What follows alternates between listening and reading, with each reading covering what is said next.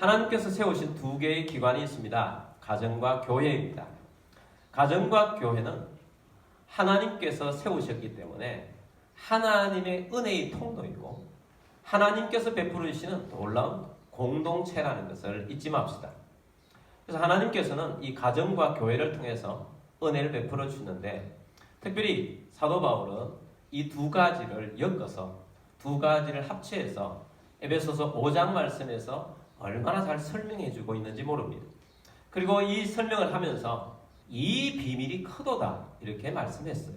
그래서 가정과 교회 안에 담겨 있는 놀라운 비밀이 있다는 것입니다. 그래서 오늘 그 비밀에 대해서 여러분에게 말씀을 드리려고 합니다. 비밀이라는 것은 무엇입니까? 감추어져 있는 것입니다. 실체는 있는데 알지 못하는 거예요. 비밀이기 때문에. 그러나 비밀을 알게 되면 그 비밀 안에 있는 놀라운 것들을 깨달아서 그 안에 감춰져 있는 놀라운 것들이 우리 것이 될 수 있어요. 오늘날은 온라인 시대 아닙니까? 그래서 여러분들이 많은 분들이 온라인 여러 곳에 가입을 했을 텐데 제일 중요하게 다뤄야 할 것이 뭡니까? 비밀번호예요. 비밀번호가 유출이 되면 비밀번호 때문에 유출이 되면 그 안에 있는 내용들이 다른 사람이 100% 다 볼 수 있어요. 그리고 그 안에 있는 것을 다른 사람이 다 가져갈 수도 있어요. 이 비밀번호의 위력입니다. 우리 하나님의 나라가 비밀이라고 했어요. 사도 바울이 비밀이라는 말씀을 굉장히 자주 사용을 하고 있습니다. 언제 많이 사용을 했느냐?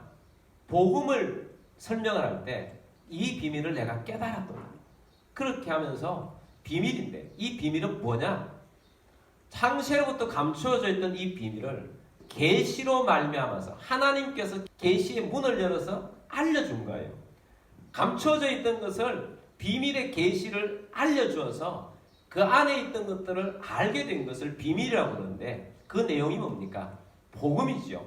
예수님을 이 땅에 보내셔서 구원해 주시겠다, 의롭게 해주시겠다, 천국 백성 되게 해주시겠다는 그 놀라운 비밀을 구약 성경에서는 선지자를 통해서 또 율법 안에서 또 시편들을 통해서 여러 가지로 조각조각 이렇게 숨겨놓았던 것들을 이제 예수 그리스도가 오니까 그 모든 것들이 예수 그리스도의 조각이 다 맞춰져서 예수 그리스도가 복음의 핵심이고 예수 그리스도를 통해서 구원을 주시려고 하나님께서 만세전부터 계획하셨고 의롭게 하시고 천국 백성 되게 해주셨다는 것을 알게 해주시니 이 비밀을 계시로 깨닫게 되었다는 거예요. 그래서 우리가 이 계시를 복음의 비밀의 이 계시를 깨달음으로 말미암아서 우리는 믿음의 열쇠라는 것으로 비밀 열쇠를 가지고 천국이 우리 것이 된 것입니다. 그래서 천국의 비밀의 문은 그 열쇠는 믿음이에요. 그래서 믿음의 열쇠를 가지고 천국에 있는 모든 세계를 말씀의 세계를 이해하게 됐고 깨닫게 되었고 우리 것이 된 것입니다. 그래서 이 복음의 비밀을 우리가 알려주셨으니 얼마나 놀랍고 감사하냐라고 바울이 늘 설명하는 그 단어, 그것이 비밀이에요. 계시의 비밀. 그런데 이 비밀이라는 단어를 에베소서 오늘 5장에서 가정과 교회를 설명하면서 비밀이라고 하면서 이 비밀의 계시가 열렸는데 이것이 크다는 거예요. 이 비밀이 크다라고 말씀을 하고 있습니다. 여러분, 오늘 가정의 비밀, 교회의 비밀, 주께서 담아주신 이 비밀을, 큰 비밀을 알게 될 것입니다. 이 비밀의 계시를 깨닫고 가정에 주신, 특별히 가정에 주신, 또 교회에 주신 하나님의 놀라운 비밀의 이 계시를 깨닫고 정말 행복한 가정을 이루고 즐겁게 신앙생활하는 교회 생활이 되는 여러분들이 되기를 주의 이름으로 축복합니다. 가정은 하나님이 세우셨어요. 가정의 시작은 부부, 남자와 여자와 만나서 부부를 이루면서부터 가정이 시작됩니다. 그래서 이 부부가 가정의 핵심이에요. 부부가 행복할 때 부부의 열매인 자녀들도 행복합니다. 부부가 안정감을 가진 가정을 이루어갈 때 자녀들도 안정감을 가지게 됩니다. 부부가 불안해지면 자녀들도 불안해집니다. 부부가 행복할 때 양가 부모님들도 행복하고 안정감을 가지게 됩니다. 근데 부부가 불안해지면 양가 부모님들도 불안 속에 빠지게 되고 걱정과 근심이 많아지는 것입니다. 가정의 핵심은 부부에 있다는 거예요. 근데 이 부부에게 주시는 하나님의 놀라운 계시의 말씀이 있습니다. 그래서 이 비밀을, 여러분 가정의 비밀을 세상 어디에서 가르치지 않는 이 가정의 큰 비밀을 이 말씀 속에, 오늘 말씀 속에 담아 놓았다는 거예요. 그래서 이 말씀을 잘 깨닫고 행복한 가정을 이루기를 주의 이름으로 축복합니다. 먼저 에베소서 5장 이 말씀에는 21절부터 해서 33절까지 말씀에 주고 있는데, 에베소서 5장 22절 말씀에서 아내에게 먼저 요구하는 것이 있습니다. 에베소서 5장 22절 말씀 봅니다. 아내들이여 자기 남편에게 복종하기를 주께 하듯 하라. 아내들에게 요구하는 것이 무엇입니까? 자기 남편에게 뭐하라? 복종하라 라고 말씀합니다. 그리고 남편들에게도 말씀합니다. 5장 25절 말씀 봅니다. 남편들아 아내 사랑하기를 그리스도께서 교회를 사랑하시고 그 교회를 위하여 자신을 주심같이 하라. 남편들에게는 아내를 뭐하라고 합니까? 사랑하라. 사랑하라. 남편들은 아내를 사랑하라고 요구를 하고 있습니다. 복종과 사랑하라고 하는데 그냥 보통 복종과 보통 사랑이 아니에요. 22절 말씀에서는 복종을 하되 누구께 하듯 하라고요? 주께 하듯 하라. 또 25절에서는 사랑을 하되 누구처럼 하라는 겁니까? 그리스도께서 교회를 사랑하시고 그 교회를 위하여 자신을 주심같이 하라. 그 교회를 위해서 예수님이 사랑하듯이 아내를 사랑하라 라고 말씀에서 계시하고 있습니다. 부부를 설명을 하면서 교회와 함께 연결을 지켜서 설명을 하고 있어요. 예수님과 교회의 관계를 남편과 아내의 관계로 설명을 하고 있다는 것입니다. 예수님과 교회의 관계는 어떤 관계입니까? 예수님은 교회의 머리에 있습니다. 교회는 예수님의 몸입니다. 그래서 머리 대신 예수님에게 교회는 어떻게 합니까?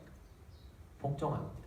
그리고 머리 대신 예수님은 교회를 어떻게 합니까? 사랑합니다. 그래서 이 원리대로 남편에게 죽게 하듯 하라고 말씀을 하고 있습니다. 그런데 왜 아내에게만 남편에게 복종하라고 하는가 하는 것입니다.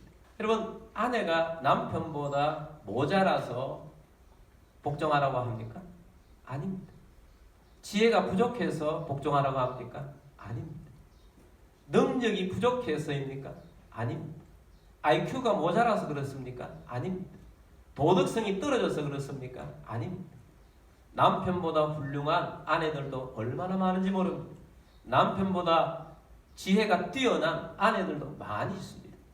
남편들보다 일반적으로도 사실 보면 더 도덕적으로도 아내들이 뛰어납니다.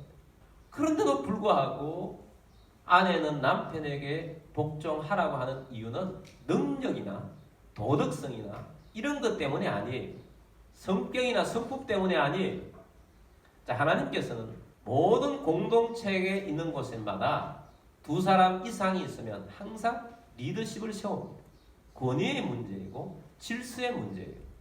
그래서 하나님은 부모와 자식이 있을 때 부모와 자식 중에 누구를 권위자로 세우셨습니까?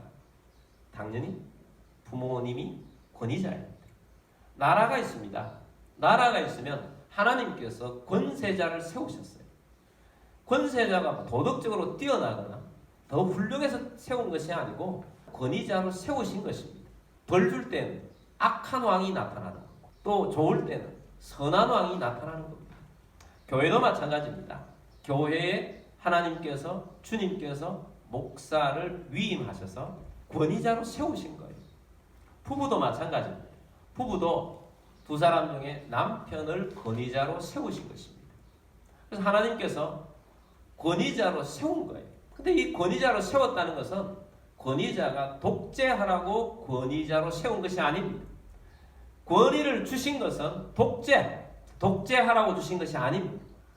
모든 권세를 위임받은 자들은, 권위자들은 하나님을 경외해야 합니다.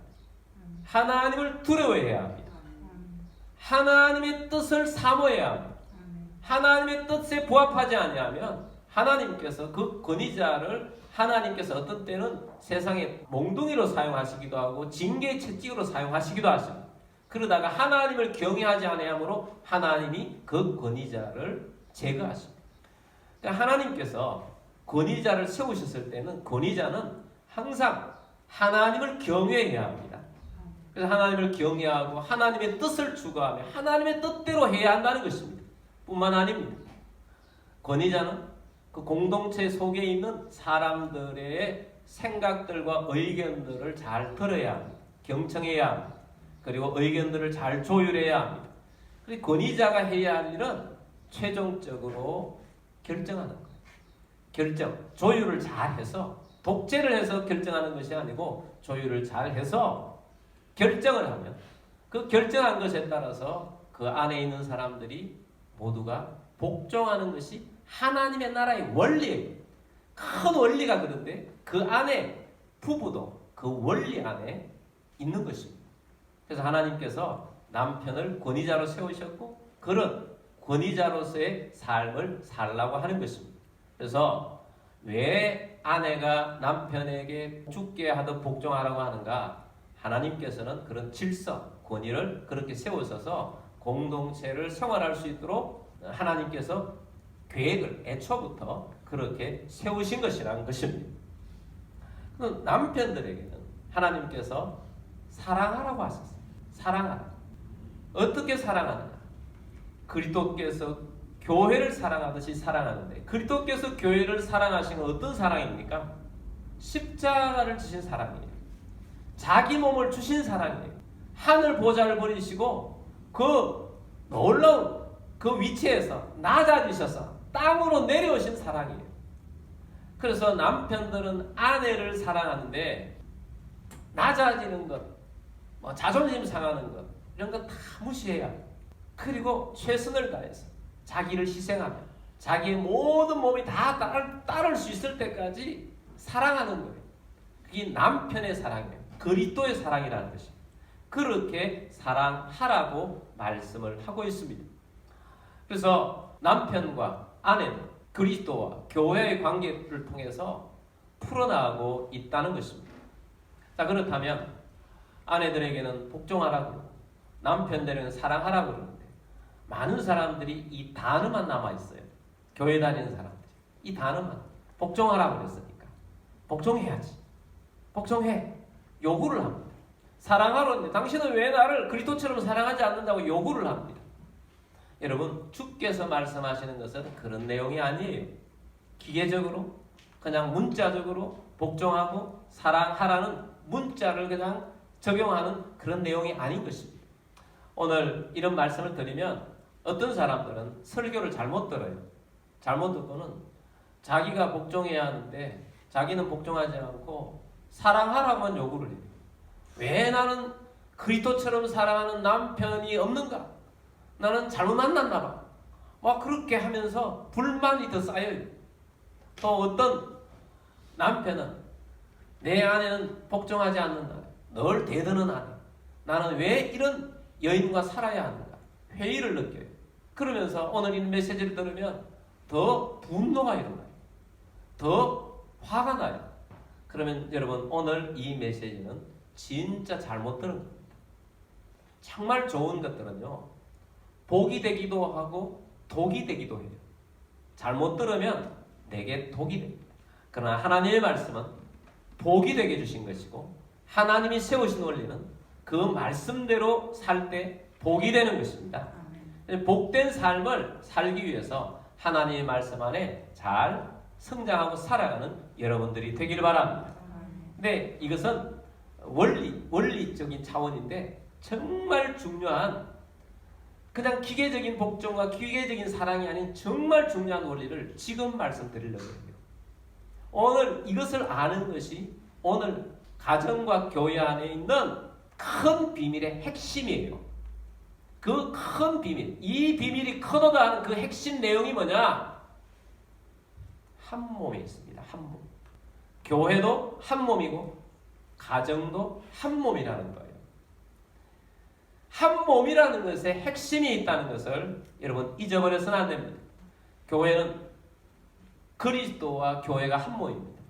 그리스도께서는 교회의 머리가 되십니다. 교회는 그리스도의 몸입니다. 한 몸입니다.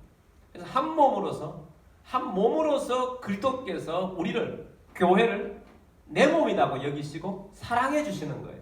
그래서 우리는 우리의 머리 되신 예수님이 내게 한 몸이기 때문에 그 한 몸에서 모든 것이 나오기 때문에 그 몸의 머리에 모든 것들이 다 좋은 것들이 머리에서 있기 때문에 머리의 명령대로 수행하는 것입니다. 여러분, 우리의 몸도 마찬가지 아니에요. 우리 몸이 머리에서 모든 게 기획되고 다 나와요. 좋은 것들이 다 머리에서 나와요. 근데 머리의 명령을 안 듣고 손이 지 마음대로 간다. 그건 수술해야 돼요. 고쳐야 하는 거예요. 그게 한 몸이라는 것입니다. 여러분, 가정도 마찬가지인데 부부도 한 몸의 핵심이 있다는 것입니다. 여러분, 부부는 한 몸입니다. 한 몸이에요. 몸으로서의 몸의 이해가 되어야 돼요. 한 몸이라는 것이 이해가 돼요. 정말 기가 막힌 말씀이 에베소서 5장 28절 말씀에 있습니다. 이와 같이 남편들도 자기 아내 사랑하기를 자기 자신과 같이 할지니 자기 아내를 사랑하는 자는 자기를 사랑하는 것이라. 얼마나 놀라운 말씀이에요. 이와 같이 남편들도 자기 아내 사랑하기를 누구와 같이 하라고 해요. 누구와 같이? 자기 자신같이 하라는 거예요. 남편들이 아내를 사랑하는데 자기 자신같이 사랑하라는 거예요. 자기 아내를 사랑하는 자는 누구를 사랑하는 것이라? 누구를 사랑해요? 자기를 사랑하는 거예요. 이게 남편과 아내가 한 몸이라는 걸 이해되는 사람은 이해가 금방 와요. 남편이 아내를 사랑하는데 사랑하는 게 내 몸이기 때문에 나를 사랑하는 거라는 거예요. 내 몸을 사랑하는 거라는 거죠. 한 몸이라는 겁니다. 한 몸. 한 몸으로서 사랑하는 거예요. 이해가 되십니까? 남편과 아내가 한 몸이라는 거예요. 한 몸으로서 사랑하는, 내 몸을 사랑하는 거예요. 내 몸을. 내 몸 복종도 내 몸에게 복종한다는 거예요. 이게 핵심이라는 것입니다. 핵심. 부부는 한 몸이다 하는 것은 굉장한 내용인 것입니다. 그냥 기계적으로 복종하고 기계적으로 사랑하라. 특별히 여성들은 그냥 복종하라. 그랬을 때 기계적으로 복종하라면 얼마나 억울합니까? 얼마나 힘들겠습니까? 저는 남자라서 여성이 안 되면 모르겠는데 남편에게 그냥 복종하라 이 이야기만 있다면 굉장히 힘들 것 같아요. 가부장적인 복종이 아닙니다. 한 몸으로서 안에 있을 때의 복종이라는 거예요. 저도 딸 셋 아들 하나 있는데 딸 셋을 어떤 남자에 가서 종처럼 복종만 하고 살게 시집 보내고 싶겠습니까? 그게 아니라는 거예요. 한 몸으로서 결혼을 시키고 한 몸으로서 그 안에서 한 공동체를 이뤄서 행복한 가정을 이루는 걸 꿈꾸는 거 아니겠습니까? 여러분, 오늘날 페미니즘이 굉장히 세게 나오지 않습니까? 페미니즘이 이런 말씀을 절대로 이해할 수가 없습니다. 어떻게 이 시대에, 이 현대 시대에 남편에게 복종하라고 말할 수 있는가? 이건 정근대적이다. 도저히 이해할 수 없는 거죠. 근데 이해할 수 없는 내용 중에 핵심 중에 핵심이 뭐냐? 남편과 아내가 한 몸에서 출발한다는 거예요. 여러분, 이것을 끝까지 놓치지 않는 여러분들이 되길 바랍니다. 한 몸에서 나오기 때문에 한 몸 안에서 한 몸으로 느끼면서 따르고 순종하는 거예요. 한 몸으로 느끼면서 내 몸처럼 여기고 사랑하고 희생하고 나아가는 것입니다. 이것이 핵심이에요. 한 몸이 핵심이에요. 그래서 한 몸이다. 한 몸이다. 부부는 한 몸이다. 이것을 끝까지 놓치지 않고 그렇게 살아가는 사람들이 되어야 합니다. 그런 부부가 되어야 합니다. 그런 부부가 될 때 놀라운 하나님의 은혜의 역사가 있다는 것을 여러분 깨달으시기를 주의 이름으로 축복합니다. 자, 부부가 한 몸이라는 것은 아담과 하와를 보면 알아요. 아담, 하나님께서 먼저 흙으로 아담을 만드셨어요. 근데 하나님께서 아담을 보실 때 혼자 있는 것이 보시기에 좋지 않으셨어요. 그래서 하나님께서 아담을 잠재워서 갈빗대를 뽑아내어서 그 갈빗대를 가지고 여성을 만드셨어요. 태초부터 부부는 한 몸에서 출발했다는 겁니다. 한 몸에서. 그래서 하나님께서 하와를 만든 다음에 아담에게 소개를 합니다. 그때 아담이 하와를 보면서 고백을 해요. 고백을 했는데 정말 아름답구나, 정말 꽃답구나 이렇게 고백한 것이 아닙니다. 어떻게 고백했습니까? 이는 내 뼈 중에 뼈요, 내 살 중에 살이로다. 다시 말해서 당신은 나와 한 몸입니다. 이렇게 고백한 거예요. 한 몸입니다. 한 몸이라는 거예요. 아담과 하와 본래 부부는 한 몸에서 출발한다는 것을 보여주고 있습니다. 어떤 창조물도 이렇게 창조한 건 없어요. 유일하게 사람만 부부를 한 몸에서 출발시키셨습니다. 그리고 하나님께서 아담과 하와를 결혼을 시키시면서 결혼 주례사가 있지 않습니까? 그 결혼 주례사를 특별히 바울이 오늘 이 말씀을 하시면서 여기에 인용을 하고 있어요. 인용을 하면서 에베소서의 말씀이 창세기에 하나님 말씀하신 걸 인용을 하는데 31절 말씀 보겠습니다. 그러므로 사람이 부모를 떠나 그 아내와 합하여 그 둘이 한 육체가 될지니. 자, 여기에서 인용하는 인용의 이유, 유일한 이유는 단 한 가지입니다. 뭐겠습니까? 너희가 하나다는 것이에요. 한 몸이라는 거예요. 부부는 한 몸이다. 그래서 이 한 몸인데 이 한 몸에서 나오는 이 원리를 사도 바울이 하나님의 계시를 받아 깨닫고 나니까 너무 놀라운 거예요. 그래서 이 말씀 다음에 32절에서 이렇게 말합니다. 이 비밀이 어떻다고요? 크도다. 야, 이 안에 놀라운 비밀이 담겨 있구나. 이 비밀이 크도다. 나는 그리스도와 교회에 대하여 말하노라. 그리스도와 교회만 이런 관계인 줄 알았는데 남편과 아내의 관계도 이런 한 몸에 출발한 관계인 것을 하나님이 계시로 알려주셨으니 이 비밀이 너무 크고 놀랍다는 거예요. 그래서 여러분 복종하고 사랑하고 여기에 시험 들지 말고요. 이것이 나오기 위해서는 한 몸에서 출발한다는 거예요. 이 말씀의 결론은 33절에서 말하고 있습니다. 그러나 너희도 각각 자기의 아내 사랑하기를 자신같이 하고 아내도 자기 남편을 존경하라. 아멘. 그래서 너희는 각각 자기의 아내 사랑하기를 자신같이 내 몸같이 하라. 또 아내도 자기 남편을 뭐하라고요?